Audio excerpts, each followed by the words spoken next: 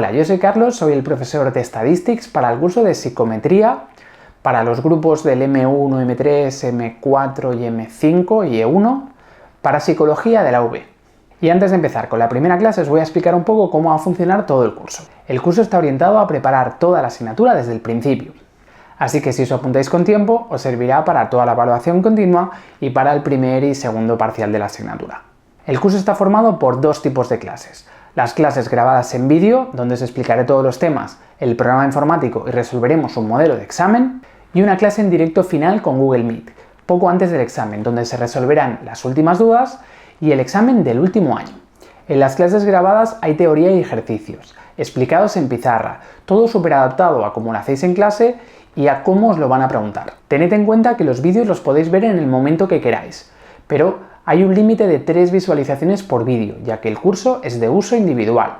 Las primeras clases del curso son gratis y están en YouTube. Después, para acceder al resto del curso, sí que tendréis que hacer la inscripción por la web. Además, cuando os apuntáis al curso, os enviamos un dossier encuadernado por correo postal, con todos los apuntes pasados a ordenador, con ejercicios, con pruebas de evaluación continua, con pantallazos y con los exámenes de los últimos años. Para seguir el curso es imprescindible tener el dossier al lado, ya que los vídeos iré haciendo mención a la página y al ejercicio en el que estamos, que tendréis que ir rellenando. En el dossier lo tenéis absolutamente todo, no necesitáis nada adicional para poder sacaros la asignatura con nota. Por último, en la fecha de inicio abriremos un grupo de WhatsApp para poder seguir el curso hasta el examen, para resolver todas las dudas que tengáis, para elegir los horarios del directo o para cualquier cosa que me queráis preguntar. Y ahora sí, os dejo con la primera clase gratis del curso.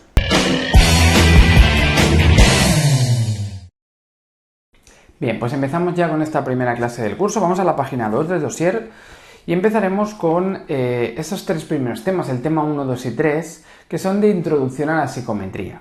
Son 3 temas muy sencillitos, muy teóricos, los suelen preguntar prácticamente nada de esto en los exámenes, ya veréis que os lo preguntan muy poquito, así que lo he intentado poner lo más resumido posible. De hecho, el orden, yo os pongo siempre el orden del plan docente de los temas. Hay algunos grupos a veces que según las diapositivas tenéis orden, el orden es un poco diferente. No os preocupéis porque todo el mundo hacéis al final el mismo examen. El examen es común para todo el mundo, ¿sí? Y yo os he puesto aquí sencillamente el orden que tenéis en el plan docente, ¿sí? Luego, si cada grupo tiene órdenes un poquito diferentes, no os preocupéis porque es todo lo mismo. Si veis algo distinto, pues siempre avisarme y yo lo revisaré por si os han cambiado alguna cosa este año respecto a los anteriores, ¿sí? Venga, entonces, tema 1, 2 y 3, tema de introducción a la psicometría. Primero, tenemos la definición de la psicometría, ¿no? Dice, es el conjunto de métodos, de técnicas y de teorías implicadas en la medida de variables psicológicas. La psicometría se encarga de medir en psicología, ¿sí? Es la que se encarga de medir en psicología.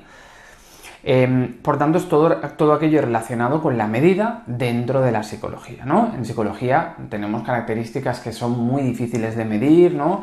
La extroversión, introversión, la depresión, la ansiedad, ¿no? Tenemos un montón de características que entendemos el concepto, podemos identificar en una persona, pero que serían muy complicadas de medir, ¿sí? Pues de eso se encarga la psicometría, de medir todo aquello de lo que hablamos en psicología, ¿sí? Se encarga de estudiar cómo se puede medir esas características, que la mayoría de ellas son no observables y por tanto son realmente complicadas de medir. ¿Cómo medimos características psicológicas? Medidas de una característica que no es directamente observable, ¿sí? Pues tenemos que tener en cuenta estos 3 elementos. Tenemos el constructo, tenemos los indicadores y tenemos el instrumento de medida. Primero, ¿qué sería el constructo?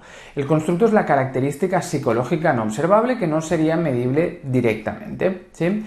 Por ejemplo, el nivel de depresión de una persona, ¿sí? Eso sería, la depresión es un constructo, ¿sí? Es una característica, pero enmarcada dentro de una teoría. Lo que entendemos por depresión, ¿no? Es la variable teórica. Bien. Esa depresión yo no la puedo medir directamente, ¿sí? Yo no puedo medir la depresión directamente hablando con una persona. Entonces necesitamos una serie de indicadores. Yo, aunque la depresión no la puedo medir directamente porque es algo que tenemos, que está dentro de la persona, ¿no? Sí que sabemos que hay una serie de indicadores que nos dicen que esa persona puede tener más o menos depresión, ¿no? Indicadores serían, el constructo se puede manifestar a través de una serie de conductas que sí son observables directamente, ¿no? Y nos basaremos en los indicadores para poder medir el nivel de constructo. Por ejemplo, ¿qué indicadores serían típicos de la depresión? Pues pérdida de hambre, tenéis aquí, ¿no? Los problemas del sueño, ¿sí? No poder dormir, ganas de llorar, intentos de suicidio. Todo eso son conductas que sabemos que tienen que ver con la depresión, ¿sí? Y esas sí son observables. La depresión de una persona directamente no la podemos observar, pero las conductas que nos indican que esa persona tiene depresión sí que las podemos medir, ¿sí? Pues esos son los indicadores. Y luego tenemos el instrumento de medida o el test. El test lo que hace es intentar evaluar el nivel de sujeto del constructo sistematizando el conjunto de indicadores. Así que lo que hace un test, lo que hace un instrumento de medida es ver todas esas conductas que tienen que ver con la depresión, las vamos a medir, ¿sí? Y en función de eso inferiremos cuál es el nivel de depresión que está detrás, ¿sí? Así que tenemos estos tres elementos que iremos viendo durante toda la asignatura: el constructo, que es lo que queremos medir pero que no es observable. Del constructo podemos sacar una serie de indicadores y de los indicadores vamos a sacar una serie de, un instrumento de medida, o vamos a poner aquí un test. ¿Sí? Así que queremos medir el constructo sabemos que se refleja en una serie de indicadores de conductas externas y el test intenta captar esas conductas externas para poder medir realmente el nivel que teníamos del constructo, ¿sí? Venga, teoría de los test. Por tanto, en psicometría, otra definición que podemos tener es la ciencia que se encarga de los test en psicología, ¿sí? Lo que nos va a interesar es esto, ¿sí? Porque es lo que nos permite medir en psicología, que comentábamos antes. Así que los test van a ser el centro, la base de toda la asignatura de psicometría, ¿sí? Porque son los instrumentos que nos permiten medir y el objetivo de la psicometría es medir en psicología, ¿sí? Venga, teoría de los test. Los test nos permiten inferir las características de las personas objetivamente sin estar sesgadas, ¿sí? Así que nos permiten entender el nivel de constructo que tiene la persona, ¿sí? Con el mínimo sesgo posible, con la mínima distorsión posible. Test o instrumento de medida. Tenemos aquí la definición de test. Es una sistematización de un conjunto de indicadores para evaluar los diferentes niveles de un constructo, que es la variable teórica.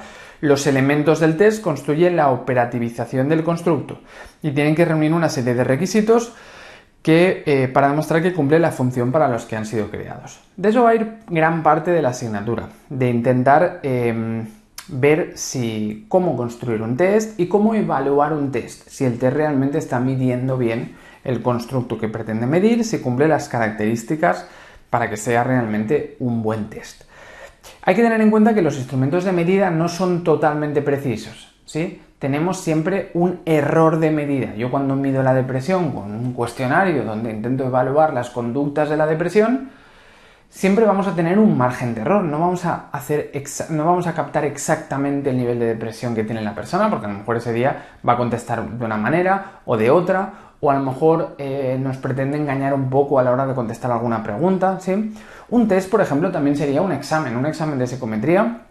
Lo podemos tener como un test, ¿no? El constructo podría ser el nivel que tenemos de la asignatura, el nivel de psicometría, ¿sí? Los indicadores sería el que sepamos contestar preguntas relacionadas con el temario, ¿sí? El nivel de psicometría no es observable. El saber contestar preguntas relacionadas con el temario serían los indicadores y el test sería el propio examen, ¿no? El examen nos va a permitir, a partir de ver si sabemos contestar las preguntas, pues el nivel que tenemos realmente de psicometría. Pero el nivel que nos da un examen, ¿es realmente nuestro nivel, el nivel que tenemos de psicometría? Pues no tiene por qué. A lo mejor por lo que yo he estudiado, he ido a clase, a lo mejor merecía un 9. Pero después, cuando he hecho el examen, pues estaba nervioso aquel día y justo han salido aquellas preguntas que me había mirado menos y a lo mejor luego saco un 8, ¿sí? Por tanto, fijaros que mi nivel real del rasgo sería un 9, ¿sí? Mi nivel real de psicometría es un 9, pero el test me ha dicho que yo tengo un 8. Hay esa diferencia entre la puntuación real y la puntuación obtenida en el test, porque el test no es totalmente preciso, sino que tiene error de medida, ¿sí? Vamos a tener siempre una parte de errores de medida. La teoría de los test es el marco teórico donde nos permite relacionar las variables observables, los indicadores, ¿no?, con las variables no observables, que sería el nivel de rasgo, ¿sí?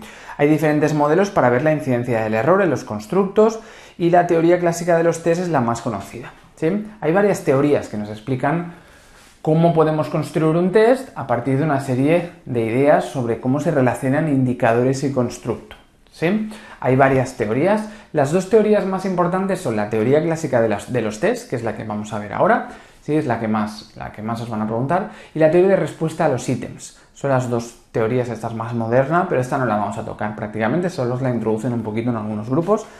Así que empezaremos con la teoría clásica de los tests. ¿Qué nos dice la teoría clásica de los tests?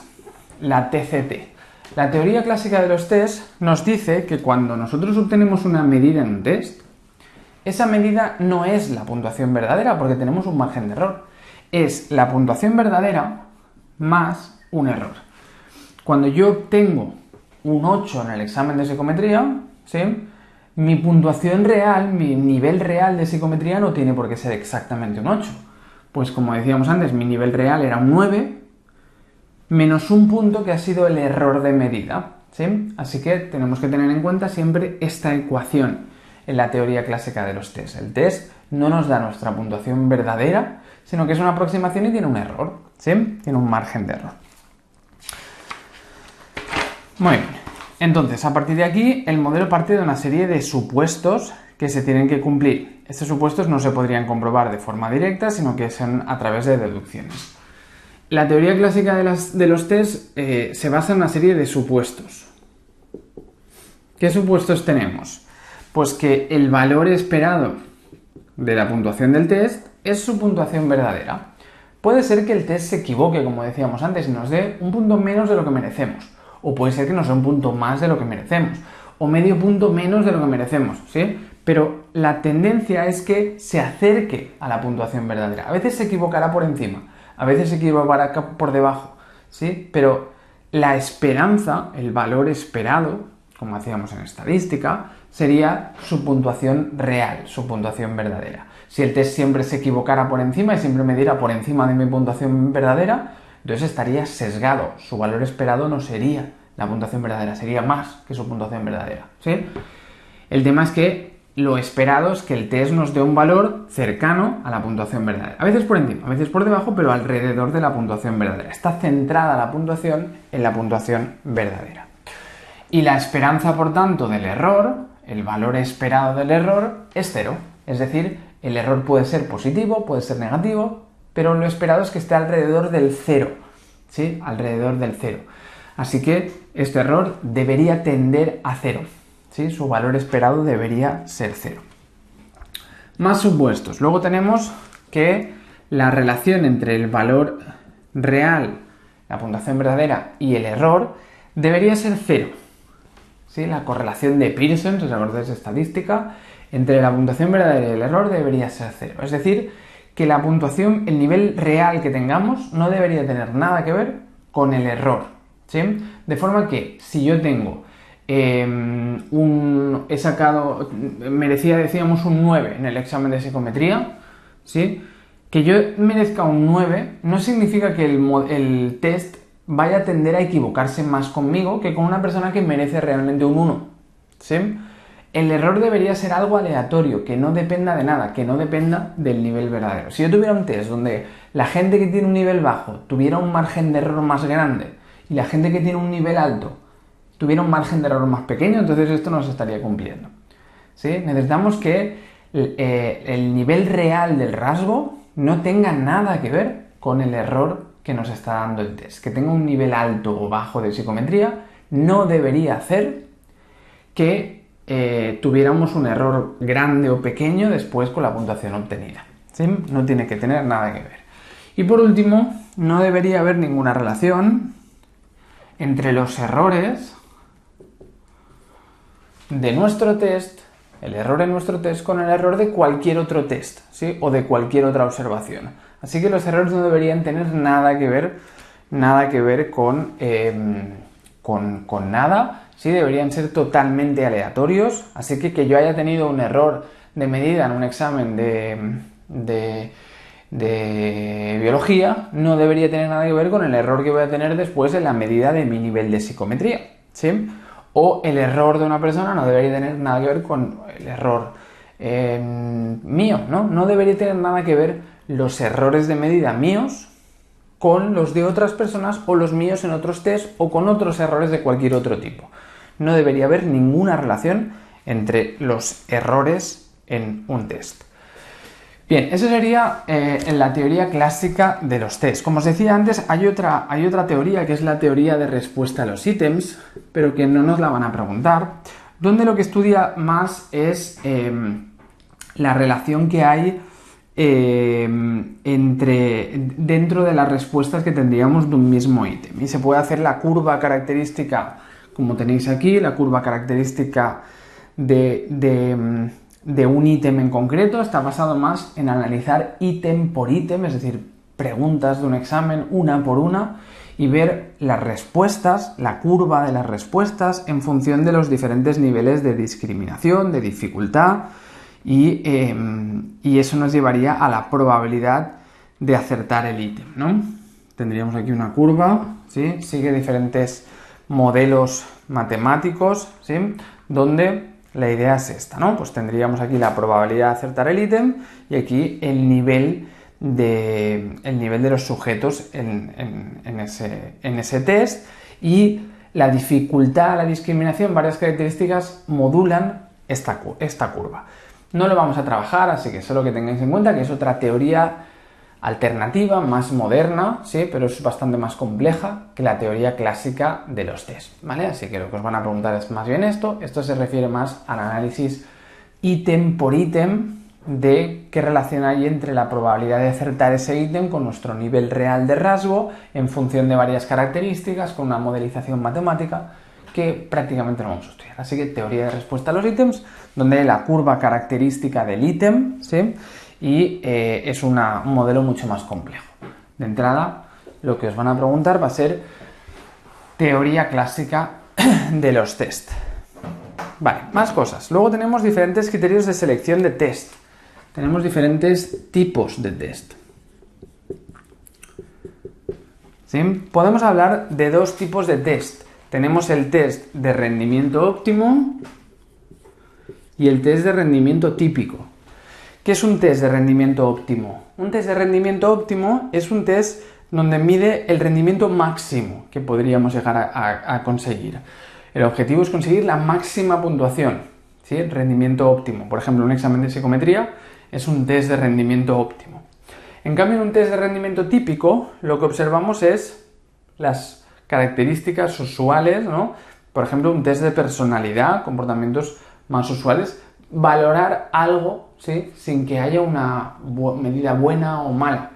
Por ejemplo, un test de personalidad, ¿no? Sería de rendimiento típico. El objetivo no es sacar la máxima puntuación en extroversión o la máxima puntuación en ansiedad. No, el objetivo es que nos mida nuestro nivel de extroversión e introversión, de ansiedad, tranquilidad, ¿no? Y que podamos obtener una medida sobre cómo somos nosotros respecto a esas características, pero el objetivo no es sacar la máxima puntuación posible. Así que test de rendimiento óptimo sería, por ejemplo, un examen, intentamos sacar la máxima puntuación posible. Test de rendimiento típico, intentaríamos identificar nuestra posición respecto al grupo sin que el objetivo fuera intentar sacar una puntuación muy alta, ¿sí? Entonces, eso tiene que ver también con los test referidos a normas y referidos a criterios. Referidos a normas y referidos a criterios. Un test referido a normas lo que hace es intentar identificar nuestra posición respecto al grupo, ¿sí?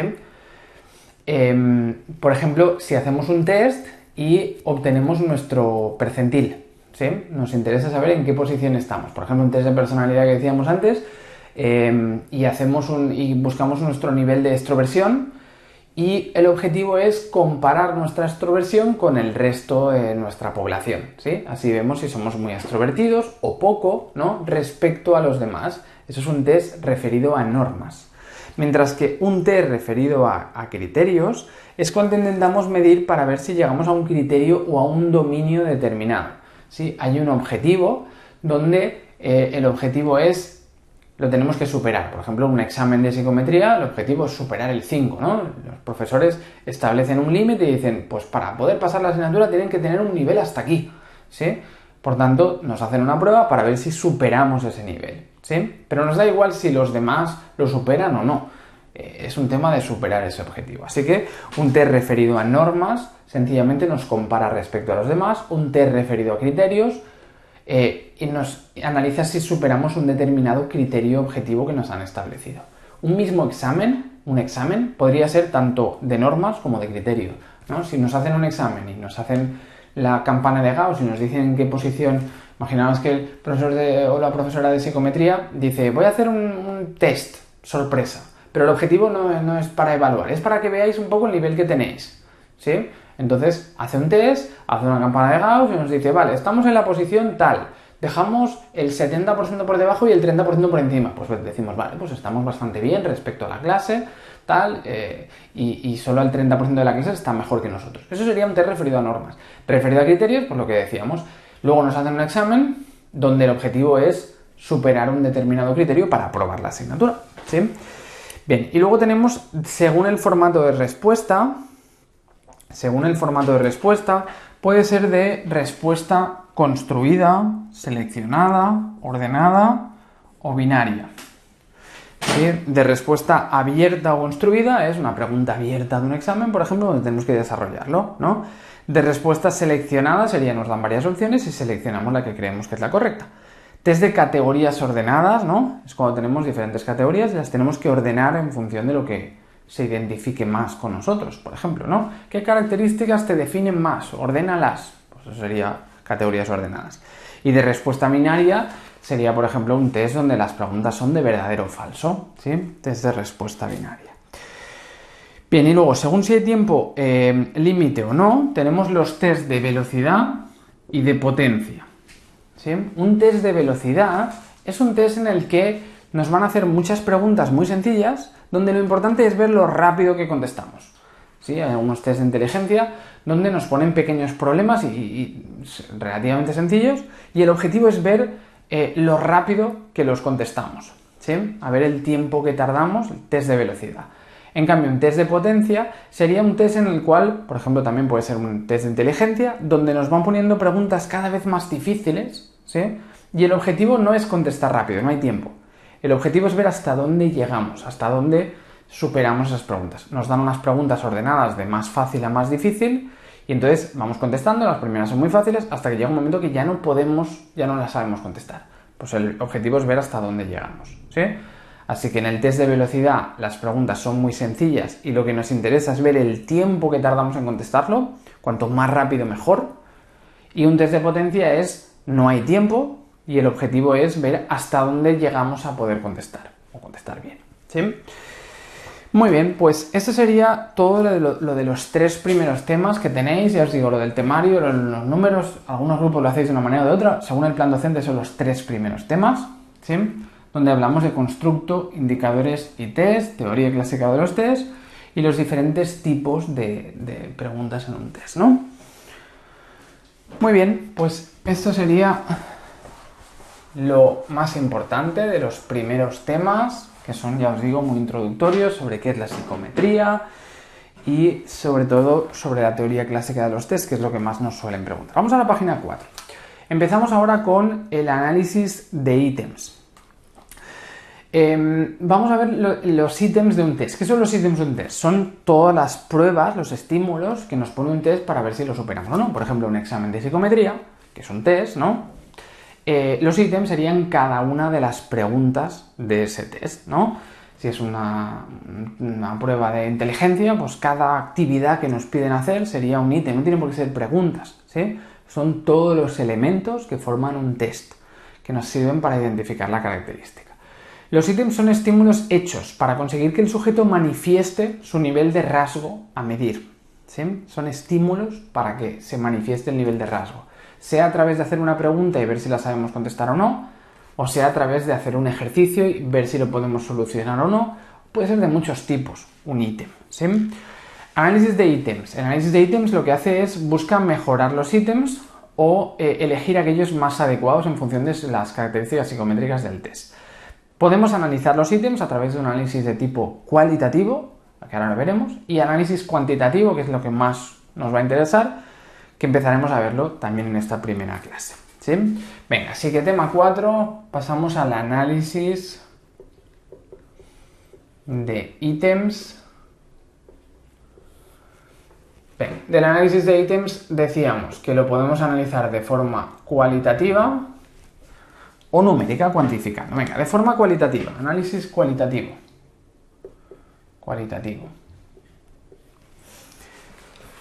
Venga, directrices para construir los ítems de un test. Primero, hay que definir el objetivo de la evaluación, qué es lo que quiero medir realmente. Antes de empezar a hacer ítems tenemos que ver cuál es el objetivo, cuál es el contexto donde se utilizará el test, ¿sí? Donde se utilizarán los ítems, a quién va dirigido, en qué contexto, cómo se va a pasar, si en formato papel, si lo vamos a hacer online, si lo vamos a hacer de forma verbal, ¿sí? Determinar los niveles de constructo y los indicadores que utilizaremos, lugar y material que utilizaré, ¿sí? Qué nivel de constructo podemos medir, ¿sí? Y los indicadores que utilizamos, lo que decíamos, ¿no? La depresión y los indicadores que voy a utilizar para identificar la depresión. Bueno, todo esto es como algo básico antes de empezar a diseñar ítems. Elaboración de ítems del test. Los ítems del test pueden ser de varios tipos. Pueden ser cerrados. Los ítems pueden ser cerrados o abiertos.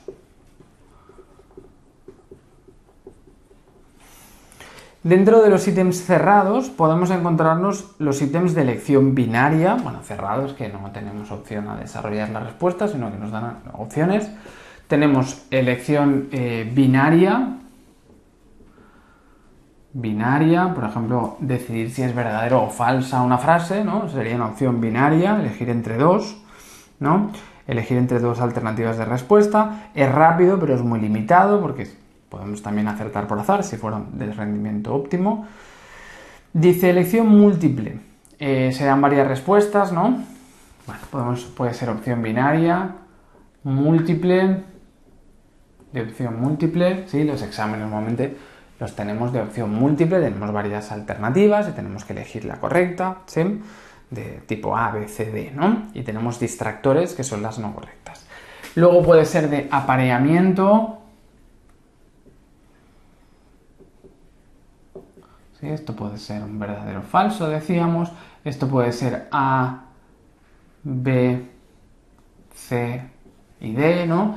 Y de apareamiento es cuando tenemos una serie de elementos que los tenemos que relacionar y decir, vale, este va con este va con este y este va con este, ¿no? Tipo los exámenes típicos de inglés, ¿no? Relaciona la frase con el no sé qué, ¿sí? Relacionar. Tenemos una serie de respuestas, normalmente sobre conocimientos, y las tenemos que relacionar. Luego tenemos de formato incompleto. De formato incompleto, que sería cuando tenemos una frase y nos dejan unos puntos para rellenar, ¿no? Tipo, la capital de Francia es... y tenemos que rellenar la frase a partir de una serie limitada de respuestas, ¿no? Luego tenemos las escalas graduadas.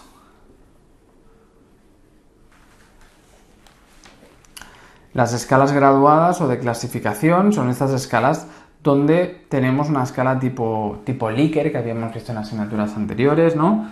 Por ejemplo, totalmente de acuerdo,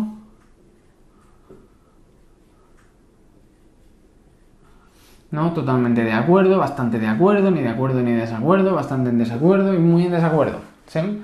Que tenemos una escala que a veces se pone de forma numérica de categorías ordenadas, ¿no? Nos dan una frase, nos dicen, di si estás de acuerdo o no con la siguiente frase. O tu nivel de satisfacción, pues muy insatisfecho a muy satisfecho, ¿no? ¿Sí? Aquí tenemos, pues bueno, se pueden plantear de varias maneras. Por ejemplo, las escalas tipo Likert, que habíamos visto en técnicas de investigación o en estadística, serían escalas graduadas, ¿no? Luego, listados. Se utiliza para analizar personalidad, actitudes y se expresa la opinión sobre el enunciado en una multirespuesta. Dice, señala los adjetivos que mejor te definen. Sí, podemos hablar de listados donde elegimos tipo A, B, C, D, E, F. Nos dan varias características y decimos, vale, pues yo me identifico con esto y con esto, ¿sí? Nos identificamos con algunas características. Bien, esos serían los ítems cerrados, ¿no? Los típicos ítems que habéis visto en vuestras vidas seguro muchas veces, ¿no? Por ejemplo, en los exámenes es típico que habréis hecho exámenes de binarios, múltiples, de apareamiento que decíamos de inglés, por ejemplo, de formato incompleto, se hace más bien en primaria o así, ¿no? De acabar de poner la frase que falta, la palabra que falta, con varias alternativas. Escalas graduadas, eso sería, por ejemplo, más para test de personalidad, ¿no? Son escalas tipo Likert o un test que sea de satisfacción, ¿sí? Y luego los listados de elegir, por ejemplo, caracteres. Esto es más típico de test de personalidad. Y luego tenemos el formato de ítems abierto. En el formato de ítem abierto puede ser de respuesta extensa o de respuesta restringida.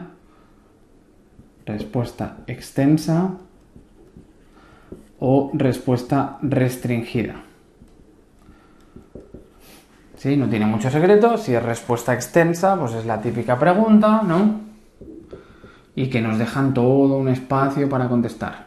¿Sí? El típico examen de preguntas largas, ¿no? Nos hacen, explica que todo lo que sepas sobre psicometría. ¿Sí? Pues nos dejan todo un espacio para contestar, ¿no? Hay libertad para contestar. Y la respuesta restringida sería, pues cuando nos dan una frase y tenemos un hueco que tenemos que rellenar. Pero no es como antes. Antes teníamos alternativas para rellenar, ¿eh? Ahora sería escribirlo a mano, ¿sí? Por ejemplo, el presidente de Estados Unidos es no sé quién, ¿sí? Bien, esos son los diferentes tipos de ítems, ¿no? Estos son muy sencillos, ¿no? De hecho, ya lo sabéis de haberlo vivido, ¿no? Estos tipos de preguntas, ¿sí? Pero bueno, os hacen un pequeño recordatorio de los diferentes tipos de ítems que podría tener un test. Más importante que esto es las recomendaciones a la hora de hacer ítems de respuesta múltiple, ¿sí? Normalmente vamos a trabajar mucho con ítems de respuesta múltiple, ¿sí? Por ejemplo, los exámenes, la mayoría de exámenes que hacéis en la carrera son de respuesta múltiple, ¿sí? Que sean de respuesta múltiple no significa que la corrección sea múltiple, la corrección normalmente es binaria, ¿sí? Así que no nos confundamos, aunque sea múltiple, esa pregunta puede ser que la acertemos o la fallemos, ¿sí? Así que aunque sea de respuesta múltiple, lo habitual es que sea de respuesta múltiple, pero luego la respuesta es binaria, acierto o fallo, ¿sí?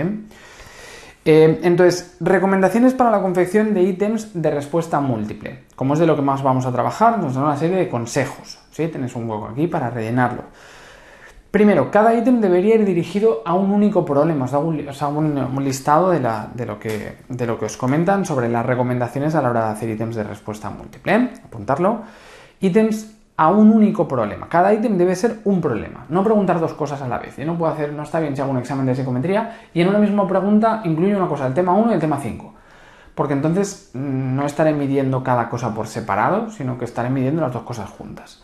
Después, plausibilidad de las alternativas incorrectas. ¿Sí? Es decir, que los distractores, las respuestas que no son correctas, deberían ser plausibles, que no sea una tontería, que veamos enseguida. Hay veces que hacemos un examen y decimos, esta es una chorrada, esta seguro que no es, ¿no? Pues deberían ser todas plausibles, ¿no? ¿Sí? Que todas puedan ser posibles respuestas. Después, ubicación al azar de la alternativa correcta. Esto tiene lógico, ¿no? Si tenemos A, B, C, D, pues que no todo el rato sea la correcta la A, ¿sí? O que no todo el rato sea la correcta la B, que es ninguna de las anteriores, ¿sí? Así que debería estar siempre al azar, de sentido común, ¿no?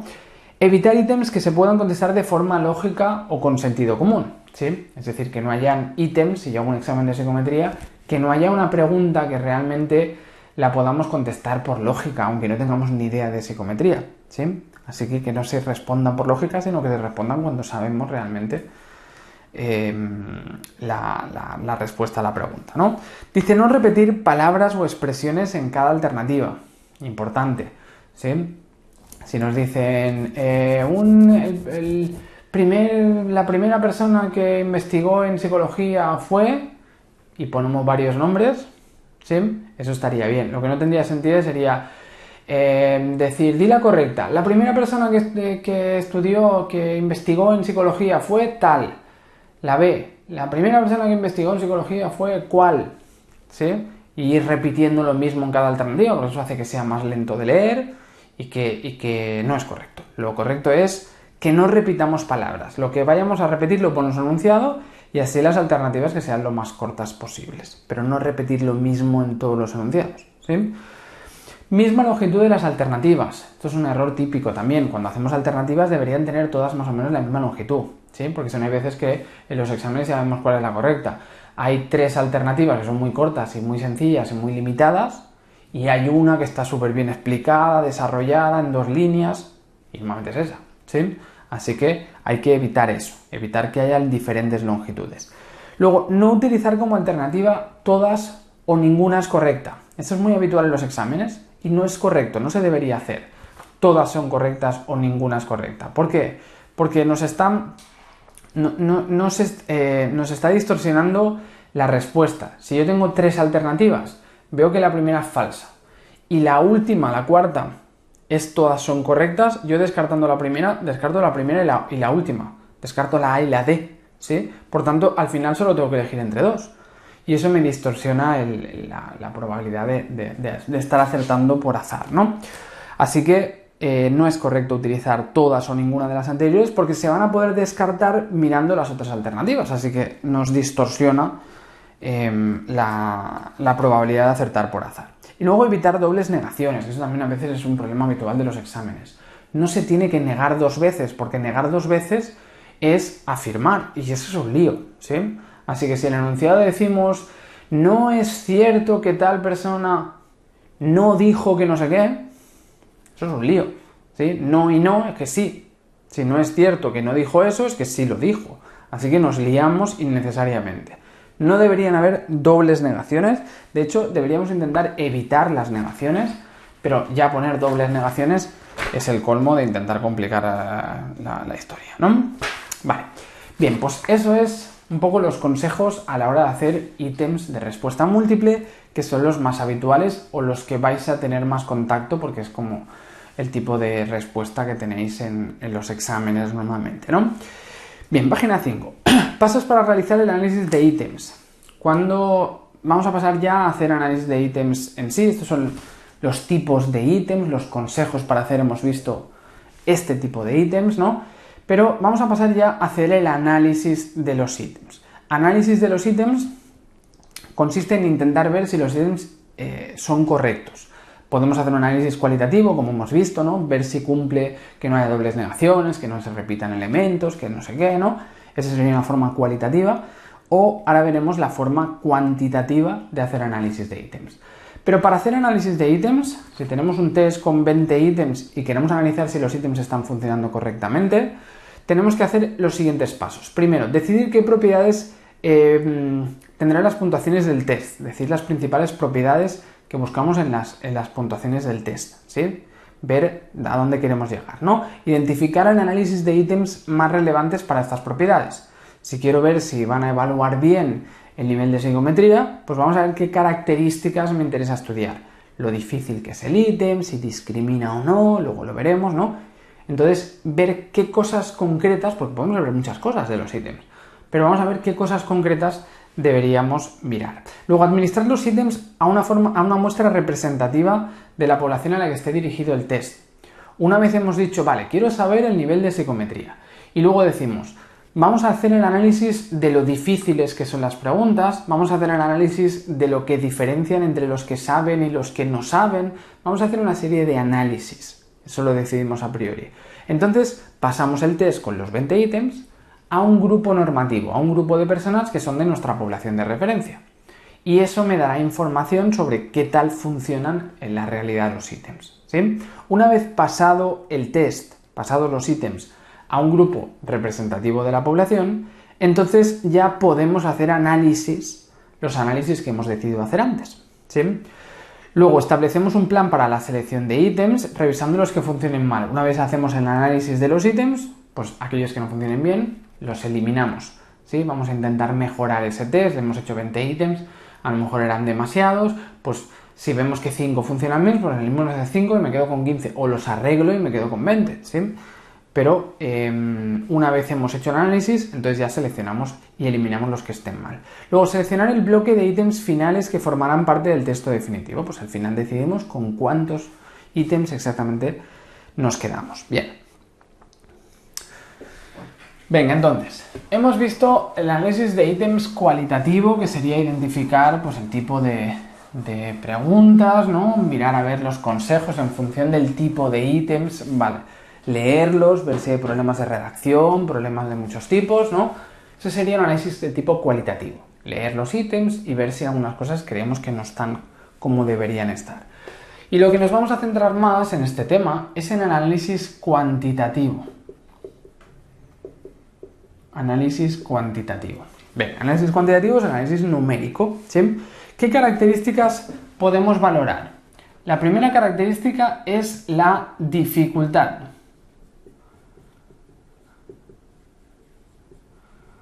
La dificultad del ítem. La dificultad del ítem se refiere a lo difícil o lo fácil que es el ítem, ¿no? Si yo hago un examen de psicometría, la dificultad nos dice si esa pregunta cuesta de acertar o es muy fácil de acertar, ¿no? Un ítem es fácil o difícil en función del número de personas que lo aciertan o lo fallan, ¿sí? Respecto al total de respuesta. Un ítem, por ejemplo, han acertado 500 de 1000 y otro han acertado 200 de 400. Los dos son iguales de difíciles o de fáciles, ¿no? Si no han acertado 500 de 1000 o 200 de 400, lo ha acertado la mitad de la gente. Así que son igual de fáciles, ¿no? Bien, índice de dificultad. Para estudiar la dificultad podemos hacer el índice de dificultad.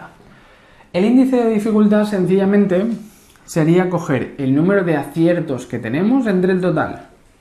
¿Sí? Si como antes decíamos que lo han acertado 500 personas de un test o de un ítem que lo han contestado 1000 personas, ¿cuál es la dificultad de ese ítem? Pues 0,5. ¿Sí? El índice de dificultad va de 0, si no lo acierta nadie, a 1, si lo acierta todo el mundo. Si lo aciertan 900 de las 1000 personas, pues quiere decir un índice de dificultad del 0,9, ¿no? El índice de dificultad, ojo con esto, cuanto más alto sea, no es que sea más difícil, sino que es más fácil, ¿no? 0,9 es fácil o difícil. Es fácil, lo está acertando el 90%, ¿sí? Así que, ojo con esto, que más alto significa más fácil, mientras que más bajo significa más difícil. ¿Sí? Así que realmente es un índice, se le llama índice de dificultad, pero sería como el índice de facilidad realmente, ¿sí? Bien, además de esto, pues también podríamos sacar la media de un test a partir de la suma de los índices de dificultad de cada ítem, ¿sí? Vamos a ponerlo así, ID mayúscula. ¿Sí? La suma de todos los índices de dificultad, o lo que es lo mismo, la suma de todas las puntuaciones de cada ítem entre el número de ítems. ¿Sí? Así que el índice de dificultad también serviría para sacar la media en el test. La media en el test es la suma de todas las dificultades. ¿Sí? Si yo tengo un test de 10 preguntas y la dificultad ha sido 0,5 más 0,5 más 0,5, 0,5, 0,5, pues si yo lo sumo todo me daría 5, ¿no? Pues el test tendría una media de 5 puntos de los 10. Lo han acertado la mitad de la gente. Así que si sumo todos los índices de dificultad de todos los ítems de un test, me da la media del test, ¿sí? Bien, por tanto, el ID va de 0 a 1, donde 1 es lo más fácil posible y 0 es lo más difícil. Es un índice realmente de facilidad, no de dificultad. Bien, y luego nos encontramos con un problema cuando hacemos el índice de dificultad. Y es que si contamos aciertos, a veces los aciertos se dan por azar. Por ejemplo, cuando hablamos de ítems de respuesta múltiple, ¿no? En un examen no nos cuentan los aciertos y lo dividen entre total, no. ¿Por qué? Pues porque hay que corregir el azar, porque si tengo 4 alternativas de respuesta, una de cada 4 la puedo acertar por azar, ¿sí? Si yo contesto al azar, me contesto siempre la A, ¿no? Acertará al azar el 25% de las veces, ¿no? Si tengo 4 alternativas de respuesta. Así que hay una parte de los aciertos que no es real, que es debido al azar. Y eso se debería corregir. Así que, si lo corregimos, es el índice de dificultad corregido por azar, ¿sí? Sería, en lugar de los aciertos, sería los aciertos corregidos, la puntuación corregida, entre el total. O lo que es lo mismo, los aciertos menos los errores entre K menos 1. Entre N. ¿Sí? Así que lo que haremos será contar cuántos errores tenemos y eso lo vamos a corregir de los aciertos, porque si tengo muchos errores, entonces quiere decir que he intentado contestar preguntas al azar y por tanto tendremos aciertos que serán debidos al azar, ¿sí? Así que, y esto depende de K, depende del número de alternativas. Es más fácil acertar por azar si tenemos un examen con 5 preguntas, con 5 alternativas, o con 3 alternativas. Es más fácil acertar por azar si solo tengo ABC, que si tengo ABCDE. ¿Sí? Si tengo 5 es más difícil que acertemos por azar. Así que K es el número de alternativas que tenemos en la pregunta, ¿sí? Bueno, ahora lo veremos cómo aplicarlo esto, ¿no? Es aquello que nos restan, aquello de que nos restan cuando fallamos una pregunta, pues es hacer la puntuación corregida. Si tenemos 4 alternativas de respuesta, pues entonces nos deberían restar, ¿cuánto? Nos deberían restar un 0,33 para ser correctos, ¿sí? A veces restan 0,25, pero no es correcto, ¿sí? Porque de hecho, si yo tengo 4 alternativas de respuesta,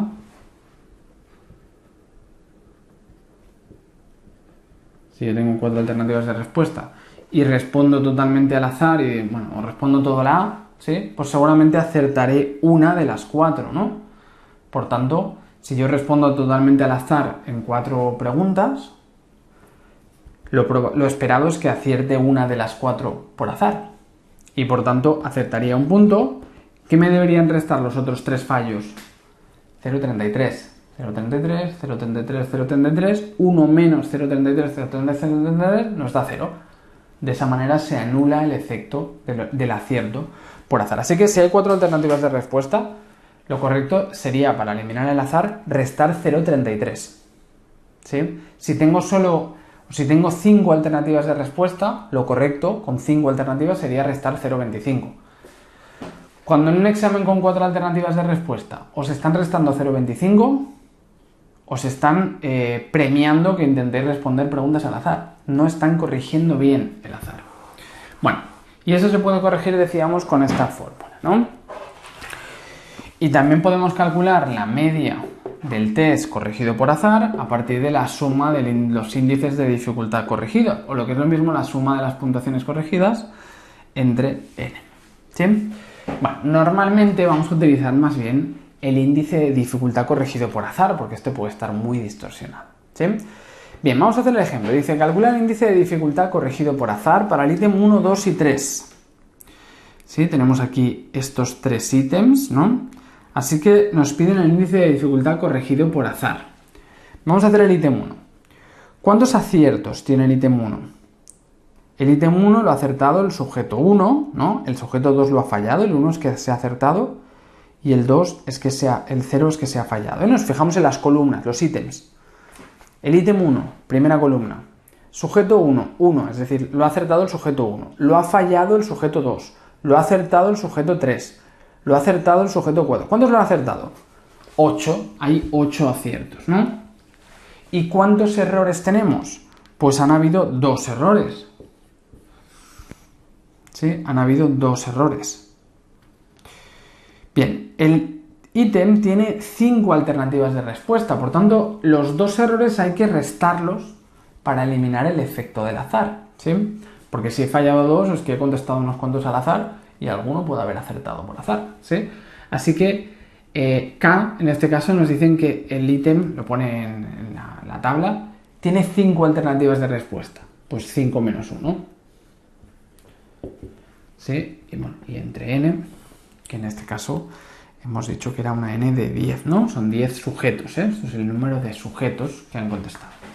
Así que 8 aciertos de los 10, pero ojo, que hay que restarle los 2 errores que nos tienen que penalizar esto, ¿no? Nos tienen que penalizar ¿cuánto? 0,25 hemos dicho cada persona, ¿no? 2 entre 4, pues nos quedará 0,5 porque son dos errores, ¿no? ¿Sí? Así que 8 menos esto, entre 10, si hacemos el cálculo, nos daría 0,75. ¿Sí? Después, el ítem 2. Bueno, entonces el índice de dificultad, por tanto, corregido sería 0,75. Es un ítem relativamente fácil, ¿no? Nos está acertando bastante gente. 0,75 se acerca al 1. Es fácil. Nos está acertando bastante gente. Ítem 2. ¿Cuántos aciertos tenemos? Columna 2. Aciertos 5, errores 4.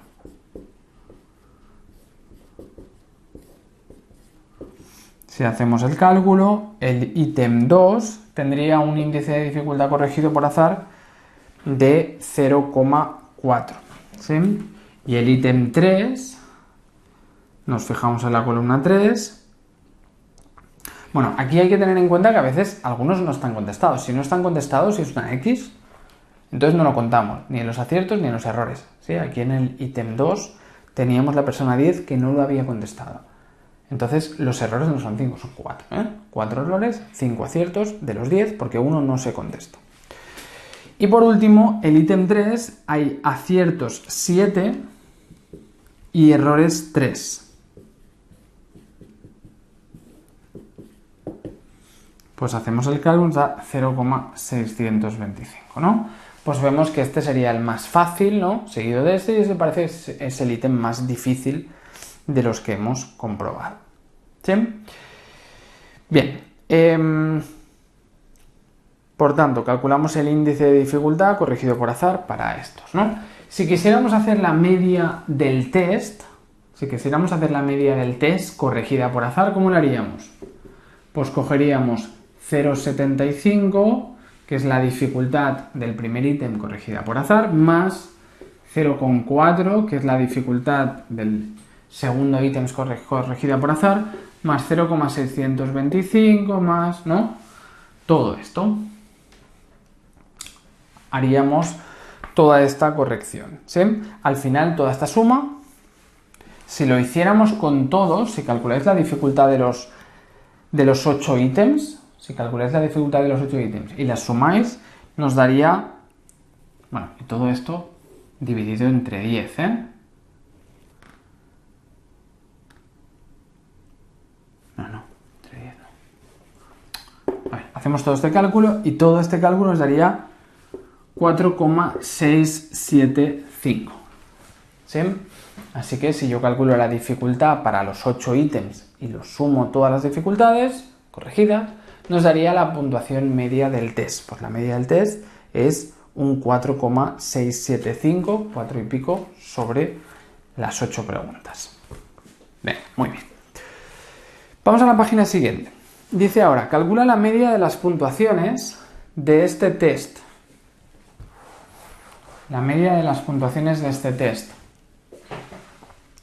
¿Cómo calcularíamos la media de las puntuaciones del test? Ahora aquí no nos están diciendo que lo corrijamos por azar, ¿no? ¿Sí? Así que si nos piden, en el ejemplo de la página 6, ahora no nos están hablando de corregido por azar, ¿no? Así que sencillamente nos piden la media de las puntuaciones de este test. ¿Cómo se calcularía? Pues la media la obtendríamos como la suma de todos los índices de dificultad, nos daría la media del test, ¿no? Así que la media del test sería la suma de todos los IDs sin corregir, ¿sí? Y por tanto, el ítem 1, ¿cuánta gente lo ha acertado?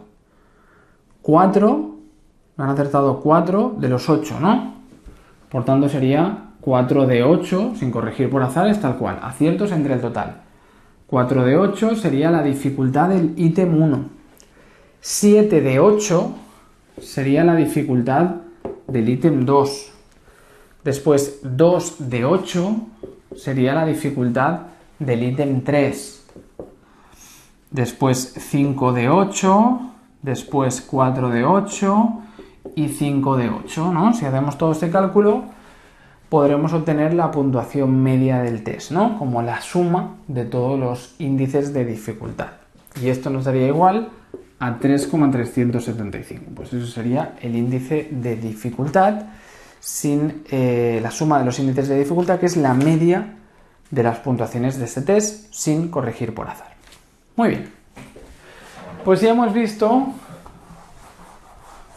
los índices de dificultad, ¿no? Que es muy sencillo, puede ser el índice de dificultad normal o el índice de dificultad, que es aciertos entre el total, o el índice de dificultad corregido por azar, que es aciertos menos errores, errores entre k menos 1 y esto entre n, ¿no? Haríamos este cálculo para conseguir las puntuaciones corregidas por azar. Bien, Esa es una primera característica, lo fácil, difícil que es un ítem. Una segunda característica importante en el análisis de ítems es la discriminación. Discriminación. ¿Qué es la discriminación? La discriminación es analizar si ese ítem me está diferenciando entre las personas que tienen un nivel alto del rasgo y un nivel bajo. Por ejemplo, si es un examen de psicometría, estábamos con este ejemplo, ¿qué sería un ítem que discrimine? Pues un ítem que lo acierta la gente que lo lleva muy bien preparado y que lo falla la gente que lo lleva muy mal preparado.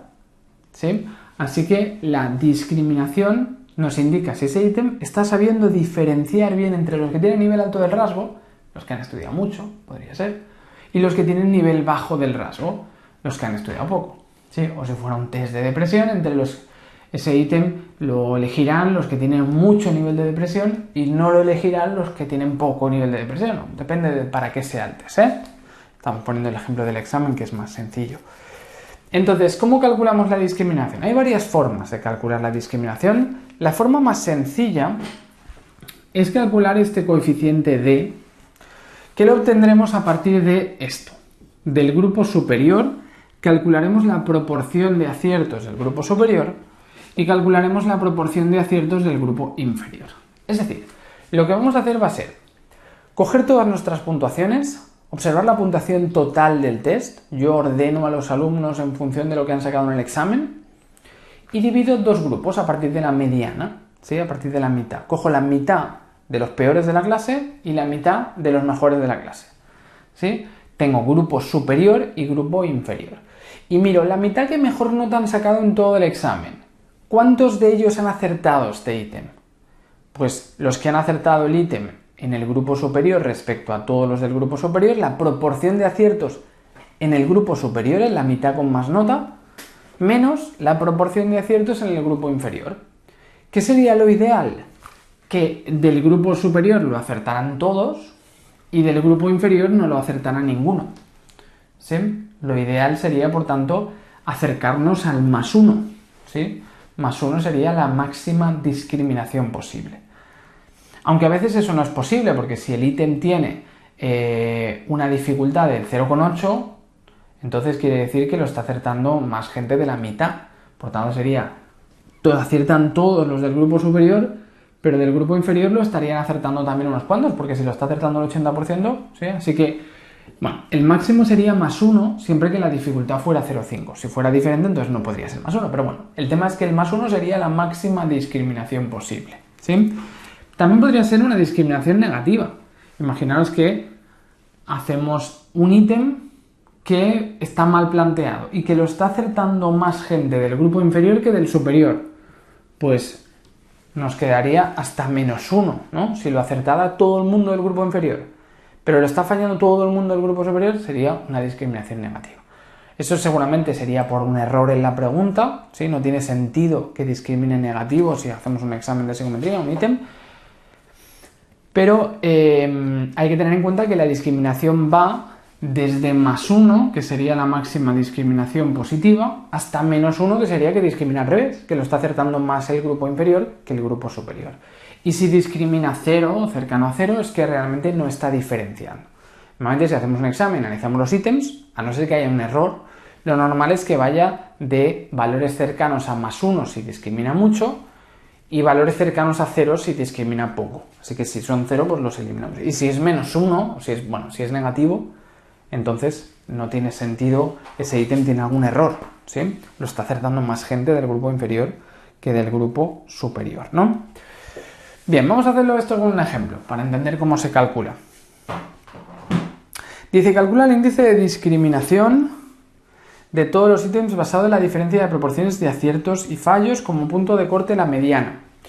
Sí, la mediana era el punto central en la serie ordenada, así que ordenaremos las puntuaciones y cogeremos la mitad inferior y la mitad superior. Decíamos, sujetos. Tenemos aquí el 1, el 2, el 3, el 4, el 5, el 6, 7 y 8. Hay 8 personas y han contestado 6 ítems. El ítem 1, el 2, el 3, el 4, el 5 y el 6, ¿no? Vamos a copiar aquí las respuestas. Sería aquí 0, 1, 0, 1, 0, 1, después 1, 1, 1, 0, 0, 1. Sí, bueno. Vamos a poner aquí puntos suspensivos, lo tenéis en la tabla, ¿no? Entonces, una vez tenemos esta tabla, ¿eso qué quiere decir? Que la persona 1 ha fallado el ítem 1, que la persona 1 ha acertado el ítem 2, ¿sí? Que la persona 1 ha fallado el ítem 3, ¿no? Bien, a partir de aquí, una vez tenemos una tabla como esta, ¿qué nos interesa hacer? Si nos pide la discriminación, necesito dividir en grupos superior e inferior. ¿Cómo miramos si cada persona pertenece al grupo superior e inferior? Pues obteniendo su puntuación total. La primera persona, ¿qué puntuación ha sacado en todo el test? 1, 2, 3, ha sacado 3 puntos, ¿no? En total. La segunda persona ha sacado 4 puntos, ¿sí? Si nos vamos a la tercera persona y lo sumamos, nos da que también ha sacado 4 puntos. Así que tenemos 3, 4, 4, otro 4, después 3, 2, 6 y 1. ¿Sí? Así que vamos a dividirlo así para no mezclarnos.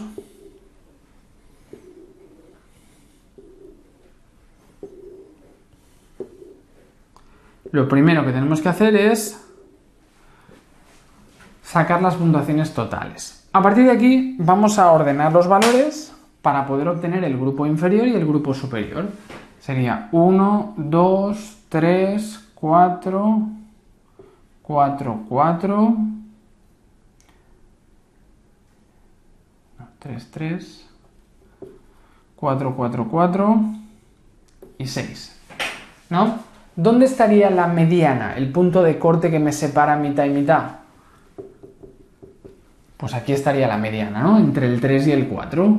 Por tanto, las puntuaciones por debajo del 3,5 serían puntuaciones del grupo inferior y las puntuaciones por encima del 3,5 serían las del grupo superior. Es decir, este es grupo inferior, este es grupo superior, superior, superior, inferior, inferior, superior, inferior. ¿Sí? Por tanto, sacamos su puntuación, dividimos grupo inferior y superior y ya tenemos los dos grupos formados. ¿Sí? Bien, una vez hemos hecho esto, entonces nos vamos a poner a calcular estas proporciones, ¿no? Hemos dicho que el índice de discriminación es los aciertos del grupo superior entre los del inferior, entre los aciertos del grupo superior menos los del inferior, ¿no? Bien. ¿Cuántos aciertos tenemos del ítem 1? Vamos a copiar el ítem 1. A ver, 0, 1, 0... 0, 1, 0, 1, 1, 0, 1, 0. Bien, ¿cuál es el índice de discriminación para el ítem 1? ¿Cuántos lo han acertado del grupo superior? ¿Este lo ha acertado del grupo superior? Sí, 1. ¿Este lo ha acertado del grupo superior? No. Este sí. Y este también. Lo han acertado 2 personas del grupo superior. De las 4 del grupo superior lo han acertado estas 2. Estas otras 2, no. Lo han acertado 3 personas, perdón. Lo han acertado 3 personas del grupo superior, ¿no? Esta persona lo ha acertado, esta no, esta sí y esta también. Así que lo han acertado 3 de las 4 personas del grupo superior, ¿no? Lo han acertado 3 de las 4 personas. Y del grupo inferior, ¿cuántas lo han acertado? Pues la primera persona del grupo inferior no la ha acertado. Esta sí la ha acertado, no la ha acertado y no la ha acertado. 1 de 4. Es decir, 3 entre 4 menos 1 de 4 nos queda 2 entre 4, nos queda 0,5. El primer ítem tiene un índice de discriminación de 0,5. Es la diferencia entre la proporción de aciertos del grupo superior y la del inferior. ¿Discrimina ese ítem? Pues bueno, sí, más o menos discrimina. ¿Sí? Tenéis aquí los criterios en la página 6, así que sería más de 0,40 el ítem discrimina bien, según estos criterios. ¿Sí? Así que sí, este ítem discrimina bien. La discriminación del ítem 1 es superior a 0,4, así que discrimina bien. Vamos a hacer la discriminación del ítem 2. Para repetirlo con otro ejemplo. Sería, lo han acertado, este ítem lo han acertado todos, menos el último, ¿no? Por tanto, ¿cuál es la proporción de aciertos del grupo superior? Acierto, acierto, acierto, acierto. Todos. Lo han acertado los 4. Del grupo superior lo han acertado los 4. ¿Y del grupo inferior cuántos lo han acertado? Lo han acertado este, pero este no. Lo han acertado 3 de 4. Por tanto, nos queda una diferencia de 0,25. ¿Sí? Pues el ítem 2 tiene una discriminación. El ítem 2 de 0,25. ¿Sí? Es decir, según los criterios, 0,25 sería, el segundo criterio se tiene que revisar. Es un ítem a revisar. Discrimina poquito. ¿Sí? Se acerca al 0. Bueno, y podríamos hacer esto para todos los demás ítems. Tenéis la tabla aquí. Os pongo la discriminación del ítem 3. Os lo pongo con las soluciones y lo intentáis hacer. Ítem 5 y la discriminación del ítem 6. El 3 sería 0,5. Esto os tiene que dar 0,25, 0 y 0,75. Sí, es muy sencillo, es todo el rato hacer lo mismo. Así que si queréis lo podéis intentar hacer y os debería dar estos índices de discriminación. Por tanto, ¿cuál es el ítem que discrimina más? El 1 y el 6 parece que son los ítems que están discriminando más y que diferencian más entre los que saben y los que no saben, los que tienen un nivel alto de rasgo y los que tienen un nivel bajo.